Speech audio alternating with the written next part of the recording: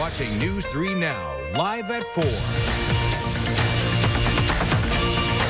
Hello, everybody. Good to have you with us on this Friday afternoon. Brady is on assignment. He's going to be joining us momentarily. Sarah Carlson is filling in today. Thanks for your help. It's great to be here. Thanks for joining us, everyone. Thanks for having me, and happy Friday, right? It's Friday, and it's warmer. We're going to get a check on the weather in just a second. But today, we're making one final push for the Week of Warmth telethon. That's right. News 3 Now is asking for your help to support the Keep Wisconsin Warm Cool Fund. And our Brady Mallory is live at the telethon with more. Hi, Brady. Hey everyone, it is our favorite day here on Live at 4. Not only is it Friday, you know we like Fridays, but it is also our big telethon to cap off our Week of Warmth week. Your calls and donations will benefit the Keep Wisconsin Warm Cool Fund. And we have our operators right here, and they're kind of lonely right now. I think they are hoping that people will call in and visit with them for a little while. You can call 608-602-2636, and they will be taking your calls. And remember, 95 cents of every dollar you donate goes directly to individuals in need in our state. And think of it this way, those could be your friends, your neighbors, your relatives, anyone you loved who might just need a little extra help heating their house this winter. So looks like we've got some calls already, and let's see back here. Are you ready to make a difference? Going? You'll be back later on in Live that you can help keep our friends and neighbors warm this winter on our Week of Warmth telethon. Back to you in the studio. Okay, thank you so much, Brady. We appreciate it. And of course, here is the number to call. It's at the bottom of your screen right now, 608-602-2636 up until 7 tonight. You can also donate on our website, channel3000.com. And thanks to all of you who have donated so far. It was a little cloudier today, although it's sunny right now. But can you feel the warm-up coming? It's coming. And I hope we get that clarified with first meteorologist Blaze Keller. Is it true?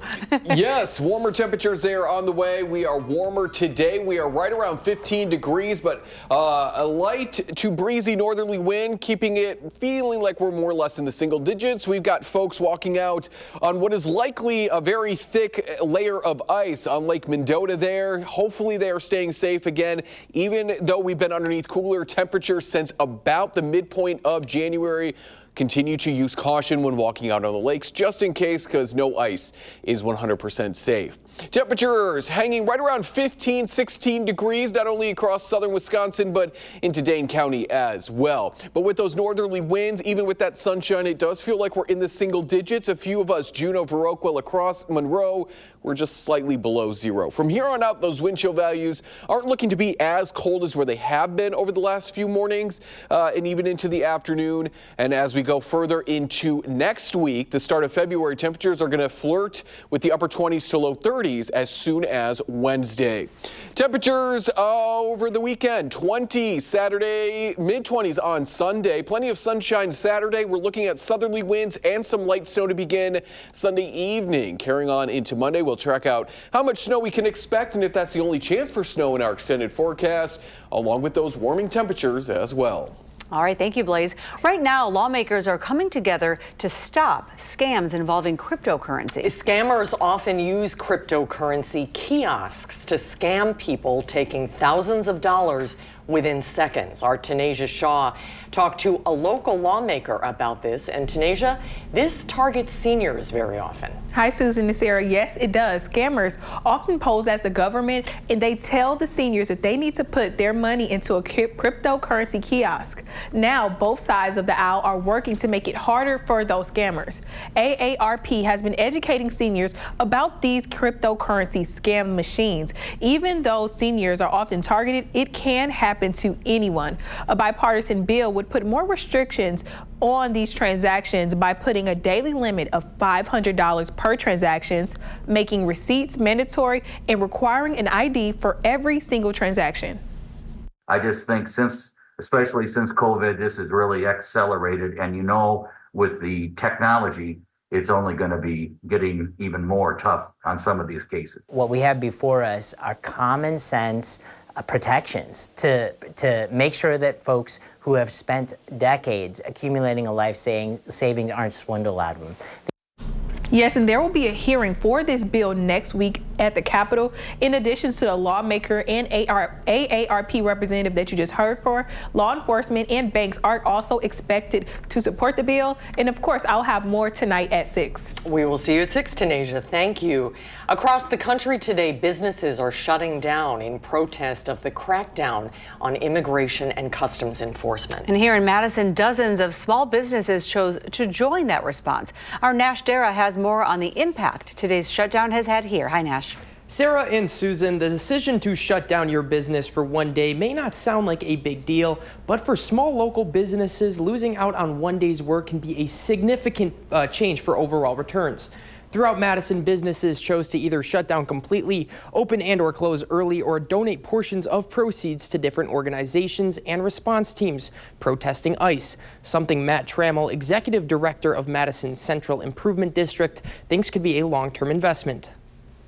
Well, I think down here in the heart of downtown, actually, it's going to have probably a pretty dramatic, actually positive impact. When you see thousands and thousands of people coming out in the dead of winter to support the community, support the society, and some of the things that we're going through together, I think it's actually a very impactful and a positive message. I was able to talk to a few local businesses who stayed open today, but both are donating partial proceeds to the Minnesota and Immigrant Rapid Response Networks. Sarah and Susan off camera, the Madison Chamber of Commerce also responded to the local business shutdown. Vice President Kevin Little said, "We support the right of business owners to express their views and acknowledge that increasing uncertainty is impacting businesses throughout our region." More on this story and the decisions of those local businesses coming at 5. Sounds good. Thank you, Nash. And it is not just businesses taking part. Today, nurses left their hospital floors and took to the Capitol steps, saying their role in this movement is to stand up for patients and human rights. Many say the cases of Alex Priddy and Renee Good in Minnesota are what brought them to the demonstration. The nurses say just as they showed up every day during COVID, they're now showing up on the streets, linking arms with one another. It's our job as nurses to speak for patients and to advocate for them. We take care of ICU patients just like Alex did, and they're often voiceless. They often need us to be their voice at the bedside and politically. And it's really important that we come out here, even in the cold, and help advocate for them. The nurses say they are calling on lawmakers and the federal government to investigate who killed Renee Good and Alex Priddy. They're asking those responsible for any illegal actions be held accountable. Well, next on Live at 4, a government shutdown deadline is just hours away as the Senate works to pass a funding deal. But some Republicans and Democrats are not backing down from the Department of Homeland Security funding fight. Millions more pages of the Epstein files have been released. We'll tell you what these new documents reveal. Plus, Blaze is back with another check of the first warn forecast with some possible snow and the continuing warm-up. And our telethon continues to support the Keep Wisconsin Warm Cool Fund. Please call the number on your screen if you'd like to donate, and thanks to all of you for your support. You're watching News 3 Now, live at 4. Well, thanks to all of you, we have had tremendous success so far raising money for the Week of Warmth. Thank you so much again for your generosity. We've raised more than $15,000, but we still need your help. We have bigger goals. Brady Mallory joins us live from the Week of Warmth telethon with more on who you will be helping and how you can donate. Hi, Brady. You know what I love about living here? It's my favorite thing. We put out the call for our Week of Warmth, and now you all are calling us. We want to thank our wonderful viewers out there who have been so generous to donate to the Keep Wisconsin Warm Cool Fund. Let's talk with Tim Brewer with the fund about, wow, what a week. This has been a week where people have been turning out to help out friends and neighbors in need. What does that mean to this organization, and I guess for the folks who rely on this to heat their homes? Well, I think much to many people's surprise this last week, now more than ever, the generosity brought forth by Wisconsinites that whether it be 5, 10, 500, or even a monthly commitment to keep the heat and power on has provided that unquestionably that critical survival safety net. Imagine if you have a $1,100 a month income, you're a senior or you're a disabled vet, and you have about $800 if you're lucky in housing costs. You take another $200 or more now as relates to keeping your heat and power on. That gives you about $100 to live on. You know, and these people are your neighbors. These people are folks who have paid their dues. These are the elderly, the disabled, especially struggling veterans. Literally, the audience today really, and this week, has really made the difference, case after case, of folks who had no place else to turn, had no heat, had no fuel, and as a last resort, in most cases, a concerned neighbor, a friend, and also family members who want to contribute to the fund and earmark their dollars towards a family member or a neighbor. They have literally made the difference in people's lives. There was just the sheer numbers coming in over 100 cases a day where they've had no heat for 48 hours or more, and they have a space heater. They're turning the gas on to their oven, for example. All of those makeshift, but the fact of the matter is that for these people, keeping the heat and power on, which is a basic survival necessity, has become an unaffordable luxury. And the donors today are actually making a difference in people's lives. And that's not something you read about someplace halfway around the world. This is right in your own backyard. Wisconsinites, folks like Kaiser Lincoln and Veridian and Vortex hosting us today, they're providing that corporate leadership to really make the difference whether or not somebody stays safely in their homes and do not face a life-threatening situation. Yeah, very well said, and we'll be checking back in with Tim throughout Live at 4, and then News 3 Now at 5 and 6. Remember, you can call 608-602-2636. You can also go to channel3000.com to do this without you. So thank you very much, and I will be checking back in later on. Back to you in the studio. All right, thank you, Brady. We'll be checking back with you throughout Live at 4. You know, just since we went on the air at the top of the 4 o'clock hour, over $1,000 has been raised. Wonderful. Yeah. Thank you to everybody who made those donations. Well, it looks like our chance of getting snow next week has gone up slightly. We may even have above freezing as well. I think we'll take them both. Blaze has all the details. That's right. Our snow chances, they're going to return as we look towards the end of the weekend and then as we get towards the end of next week. 20s from here on out, and as we look ahead to next week, the start of February, it looks like we're going to be warming up into those low 30s, possibly starting as early as Wednesday, if not Thursday of next week. But let's focus on the snow chances for now, and then we'll touch on those temperatures, not only at the 7-day here, but later on in Live at 4, go more in depth with that. High pressure is keeping us quiet as we go overnight into Saturday. That's what's causing that, what we call band of snow to develop across Lake Michigan and empty itself out across Chicago, as well as northwestern Indiana this evening. On the backside of this high pressure system, after a sunny Saturday, our next clipper moves on in. This clipper, though, is going to truly fall apart as it makes its way over parts of Wisconsin. It is a weak low pressure system, and that high pressure system that'll be overhead tomorrow is much stronger. And in falling apart, we're losing a lot of that upward momentum in the atmosphere, which is why our snow totals as we go into Sunday evening, overnight into Monday, are going to be on the lesser side. As we bring it in closer to home, watch as a lot of that blue coming out of Minnesota falls apart as we go overnight Sunday into Monday. We'll still keep a chance for snow, even though Future Track isn't picking it up. But this is just showing how weak this low pressure system is. If we wanted snow, we want that low to stay strong. It's just not in the cards for this clipper. Clippers don't tend to be strong, and they're up against high pressure systems, especially in winter, that are much stronger because they love what? Cold air, and we have been cold for quite some time. So they've just got all this kind of food to keep them strong as they move over parts of Wisconsin. So we're looking at maybe an inch of snow at best. I would say probably half an inch at best, unless you're further north and west. That's where there's going to be isolated spots, not widespread, chances of close to an inch of light, fluffy snow. So once that snow chance wraps up there Monday morning, we'll look ahead to the end of next week. With warmer temperatures, we'll get a better chance for more of that wet, heavier snow with yet another clipper system. But in terms of snow, even if we do get a little bit to end January, it's coming just a little bit too late. January officially ending on Saturday with the snow arriving on Sunday. We won't really add to our total of 15 inches in the Madison area, but that's okay. That's more than what we normally pick up in January, and compared to last January when we only got 1.9 inches of snow, I think we'll gladly take what we've gotten so far, and then we'll just start fresh with February there. There's a look at that 7 and 10 day forecast, 20s and 30s from Saturday through about Saturday of next week. We'll talk more in depth about those temperatures and if we stay warm for long.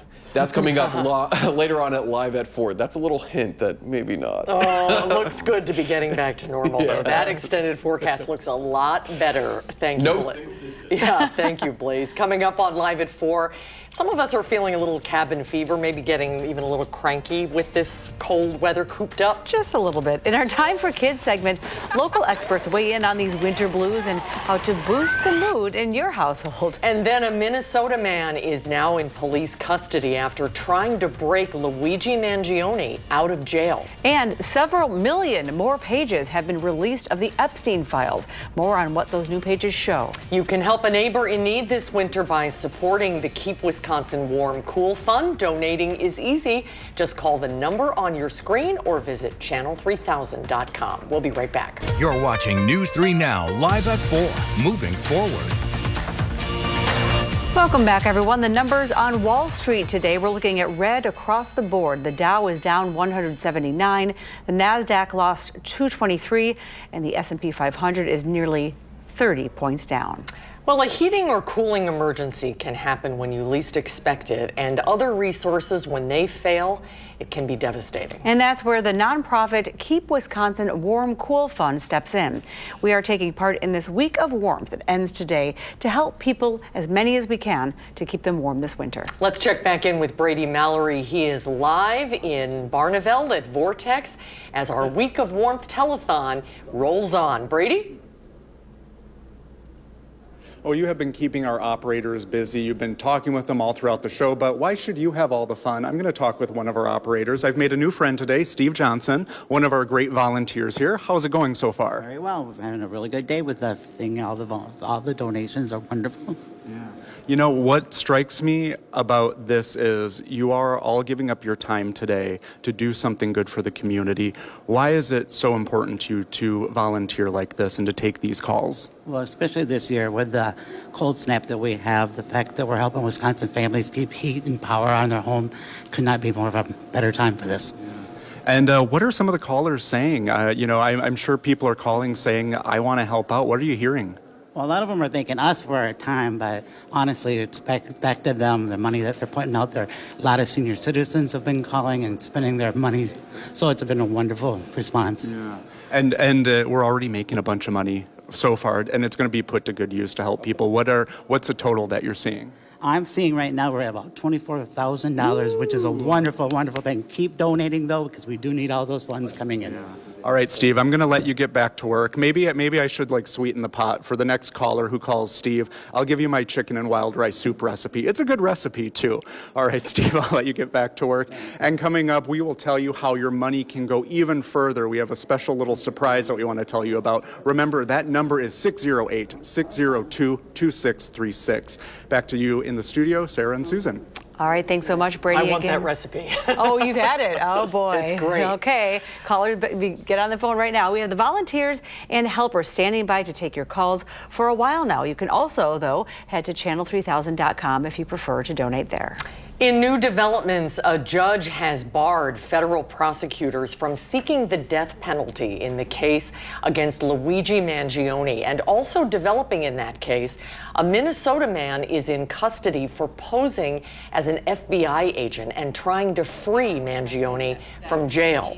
Law enforcement say 36-year-old Mark Anderson went to the Brooklyn Detention Center claiming to be an FBI agent with a court order to release Mangione. He threw paperwork at officers and claimed to have weapons in his backpack.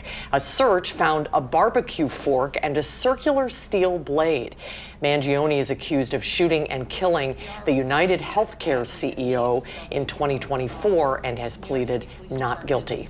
In other news, journalist Don Lemon is expected to appear in federal court today after he was arrested for allegedly taking part in an anti-ICE protest at a church in Minnesota. CBS's Ian Lee is in Minneapolis with details on that, plus a new investigation into Alex Preddy's death.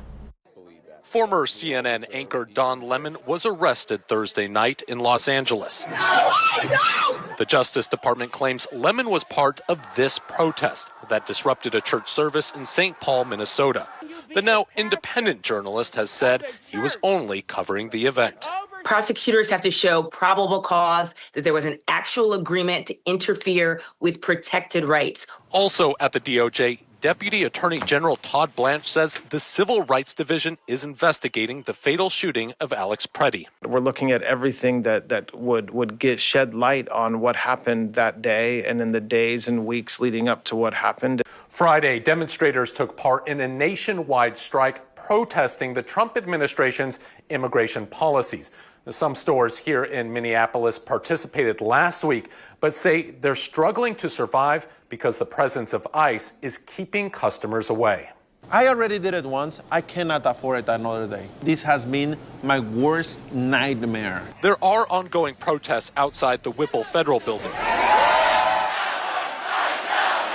Bruce Springsteen made a surprise appearance at a benefit concert in Minneapolis, singing his new protest song, Streets of Minneapolis. Two dead left to die on snow-filled streets, Alex Preddy and Renee Good. Proceeds are going to the families of Alex Preddy and Renee Good. Ian Lee, CBS News, Minneapolis. The Hennepin County Attorney's Office is still deciding whether to file state charges against the officers involved in the deaths of Alex Preddy and Renee Good. Todd Blanche reconfirmed there is no civil rights investigation into Renee Good's death. Well, it's been more than a month after the Justice Department was supposed to release all the Jeffrey Epstein files. They did announce the release of more than 3 million pages, though, today of documents related to the investigation.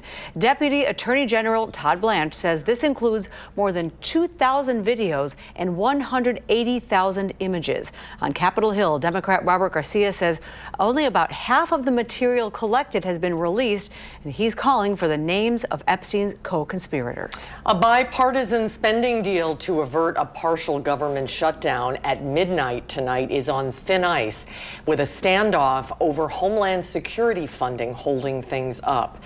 Senate Democrats reached an agreement with President Trump to separate DHS funding from the rest of the spending measures and to fund the agency for 2 weeks. They threatened to vote against the package after federal immigration agents killed 2 Minneapolis residents. The compromise hit a snag today when Republican Lindsey Graham refused to move ahead with a vote. Coming up on Live at 4, it's harder to get out and about during the winter, which can make us feel a little claustrophobic. In our Time for Kids segment tonight, we have tips to help you and your family boost your mood in these waning months of winter. And if you're able, please call the number on your screen right there, 608-602-2636. This is the Keep Wisconsin Warm Cool Fund. It's helping those who have to choose between food and keeping the heat on be able to do both. Please dial the number on your screen to give. We'll be right back. You're watching News 3 Now, live at 4, moving forward. Welcome back, everybody, to Live at 4. It's Friday. It's Friday. It's Friday, and the weather is finally turning the corner. Brady is on assignment this afternoon. We're going to check in with him in just a second, and Blaze has the weekend forecast. That's right. And our week of warmth ends today. It's a telethon. Brady, again, will be joining us just a few minutes to tell us how we can help our neighbors stay warm with all of the right resources right now. All the volunteers doing a great job out there with Brady this afternoon. But first, let's take a look outside.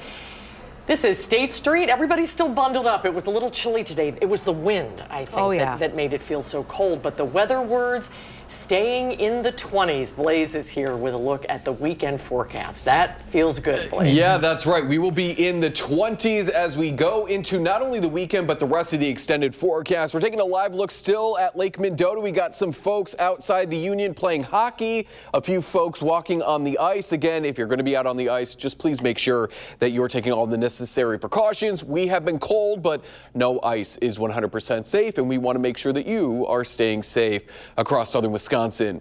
Temperatures are in the teens, right around 15, 16 degrees for most of southern Wisconsin, but winds out of the north and that snow on the ground, despite the sunshine, it does feel like we're in those single digits both above and below zero. Juneau, Camp Douglas, Viroqua, and Monroe still at this hour a degree or two below zero for those wind chill values. Not as cold as where we have been in the past, but certainly any negative sign in front of those wind chills, it does make it feel cold regardless. The good news is we are in the 20s, staying seasonal as we head into the next 10 days. We'll take a deep dive into those temperature trends in just a few minutes. All right, Blaze, thank you. News 3 Now and SSM Health's Time for Kids, a Recipe for Health campaign continues. And to round off the month of January, we're finding ways to boost your mood. Winter weather can often leave us feeling cooped up and cranky. Wellness coach and SSM Health family medicine physician Dr. Rupa Shah says long winter months without sunlight can actually alter our circadian rhythms and our moods. She said it's normal to feel a little irritable or anxious and says families can take simple steps to boost mood and stay connected. If you can find something fun to do with the kids, especially if you can do it outdoors, snowshoeing, cross-country skiing, or just going for a walk with the dog can be a really great way to get them outside and get some movement. It doesn't have to be outside. It can just be indoors, playing a game together, doing a puzzle, making some fun activity games. You know, anything like that can be a great idea.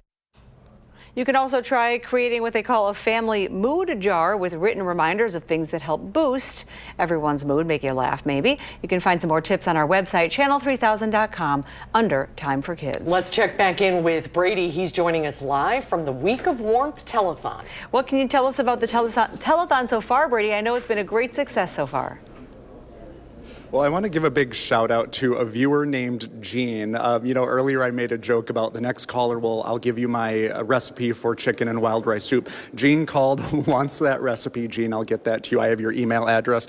But on a serious note, thank you, Jean, for calling. You're making a big difference, not only with your donation. You're not only using your wallet, you are using your heart to help people in need across this area, and that is such a big call to answer. So thank you very much, and thank you to everyone who has donated. Remember, that number is 608-602-2636. I think we all know someone who at a certain point has needed a little help, a helping hand up. And we're doing that for our friends and neighbors and loved ones in the state, and nothing is more important than community. So from the bottom of our hearts, thank you so much for helping us with our Week of Warmth. So once again, that number is 608-602-2636. And coming up on Live at 4, I'm talking with Tim Brewer again about a special surprise that will show you how your money is going even further than you may have expected. We'll get to that in a little bit. Back to you in the studio, Susan and Sarah. All right, thank you so much, Brady. We look forward to that. In news now, Wisconsin is projected to have a $2.5 billion surplus at the end of the current budget. However, the state is still spending more money than it is receiving. This Sunday on For the Record, our political reporter Ellie LaLiberte sits down with the Wisconsin Policy Forum to break down what that means. And I think it might be kind of confusing for people to hear that we're spending more than we're taking in, but we have this huge surplus. Yeah, if you just want to think about it, you can have a family, they've saved up money over time, right? Let's say they had both parents working, they were both making a good income, and they saved up money over time. But then one of them cuts back on their hours at work, and they still have savings, but all of a sudden their expenses are greater than their income. You can watch how property taxes fit into the budget surplus this Sunday at 10:30 a.m. on For the Record. Next on Live at 4, we're covering the largest stories of the day in the afternoon sprint. And Jackie Falch with Call for Action is here to tell us about 5 ways to keep your 2026 fraud-free. Plus, Blaze has a warmer first warn forecast and maybe a chance for some light snow over the weekend. And before we go to break one last time, today is the final day of the Week of Warmth. Please consider a donation to the Keep Wisconsin Warm Cool Fund to help those in need during these brutal winter temperatures. Just call that number on your screen to donate. Watching News 3 Now live at 4. Moving forward. We're giving the weather satellite a spin. This is a live picture of Muskegon, Michigan, and this is a look at the USS Silverside Submarine Museum. The submarine you see to the right holds the most successful combat record of any surviving American sub, sinking 23 enemy ships during World War II and ranking third among Allied submarines. Well, just a few hours left for our Week of Warmth telethon to help as many Wisconsinites as possible stay warm. And our Brady Mallory has been joining us live from the telethon during Live at 4, giving us an insight into the need in our communities and some wonderful donations. Let's check back in with him one more time, Brady. How are things going there now? Now remember, every donation matters. So let's say you decide to donate $1. Well, 95 cents of that dollar goes directly to help people in need in our state. But here's a little surprise. You have a chance to double that impact. Tim Brewer is back from the Keep Wisconsin Warm Cool Fund. So how is this working? You have a little surprise for us. Well, it's just really pretty simple. You know, in this world that we're in today that appears often to be pretty toxic, there are days like today where people are given their heart and soul in support of a family member or neighbor. As a result of that, an incredible cross-section of corporate support and Wisconsinites, especially the customers at the utilities, we've been able to secure $1 million match for every dollar that is donated today. For example, becomes 3. You know, 300 becomes 900. 900.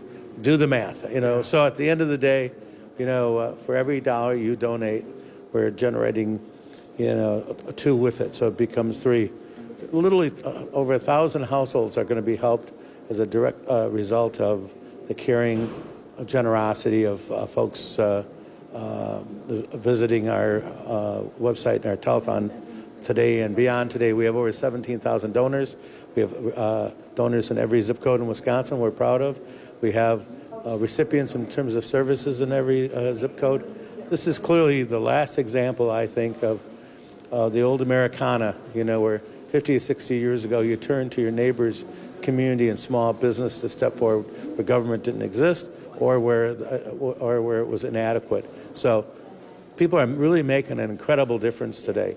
And I hope as they enjoy their nice warm house and their great dinner along with your soup, I think that they remember today because a direct result of their action is literally saving lives. Not because we think so, but we've had numerous calls each day, especially during the cold spell, where literally elderly households, vets with disabilities, and no place else to turn.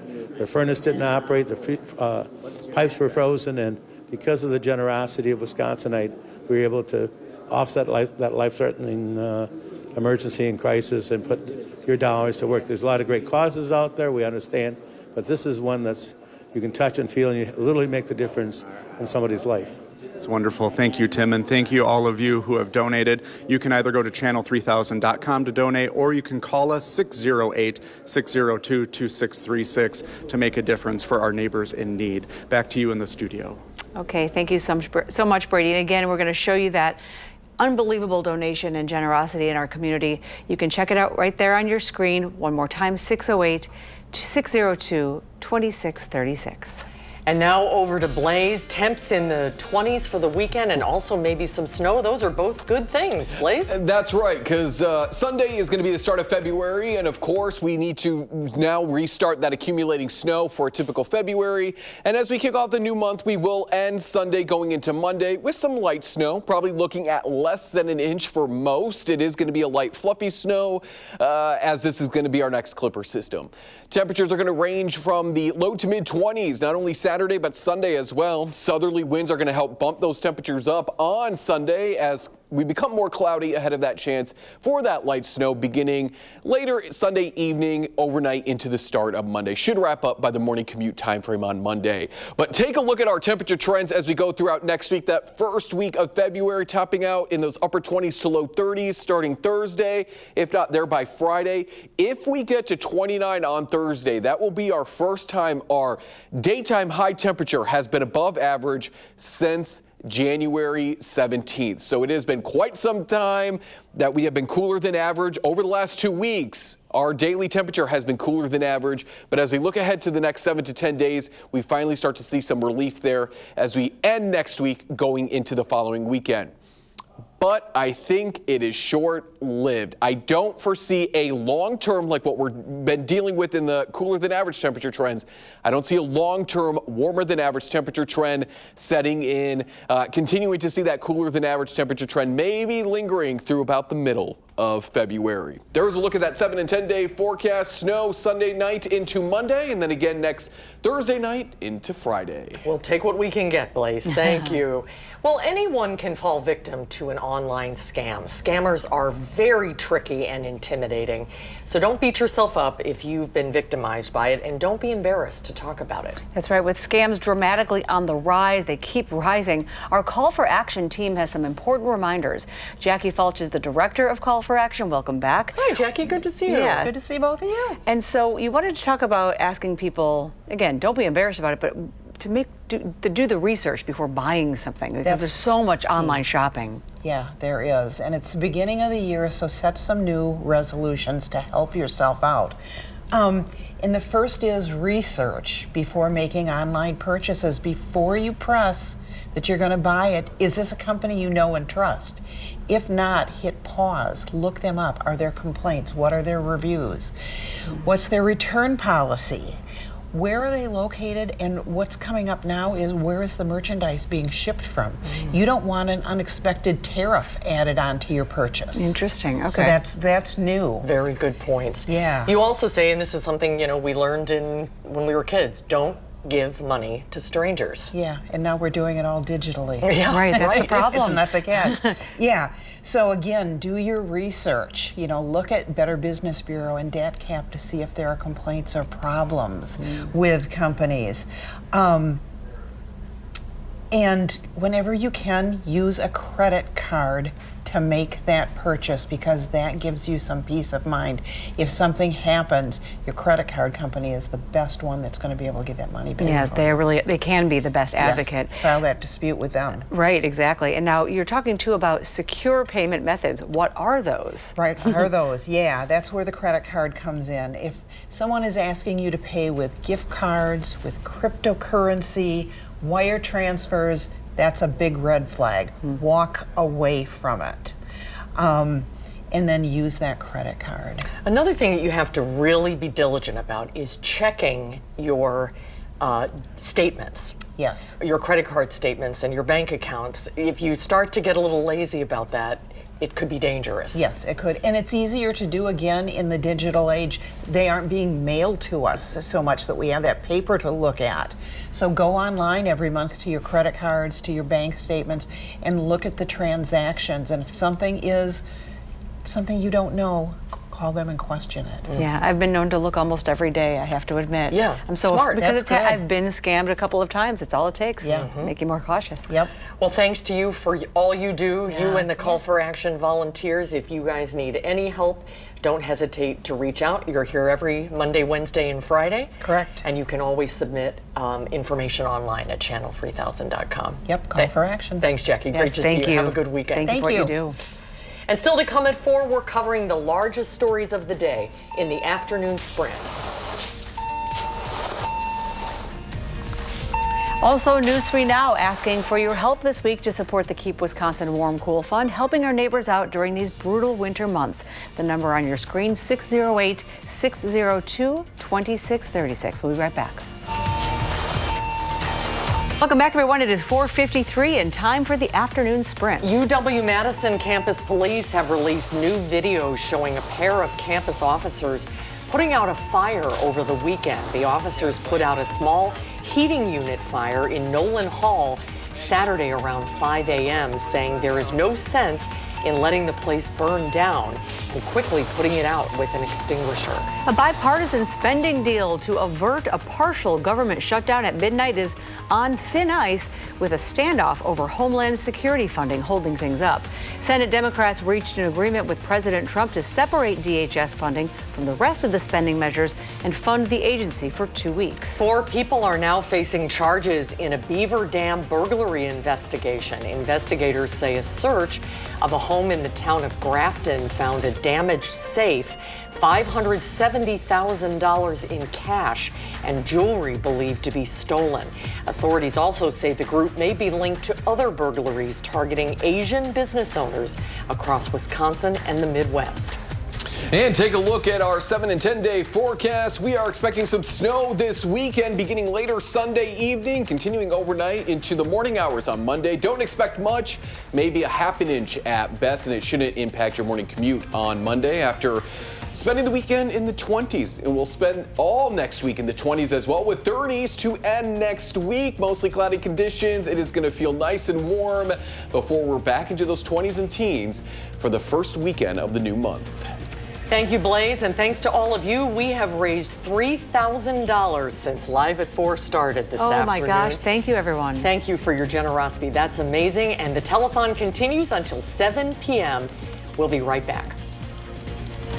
We continue our coverage of the Week of Warmth Telethon, interviewing some of those wonderful volunteers and helpers, taking all of your calls for the generous donations. And Wisconsin residents are taking part in a general strike in solidarity with those killed by ICE agents in Minneapolis. How those in our community are showing their support and why. Thanks so much for joining us on Live at 4. We hope to see you right back here on Monday. You can find us streaming 24/7 on Channel 3000+. News 3 Now at 5 starts right now.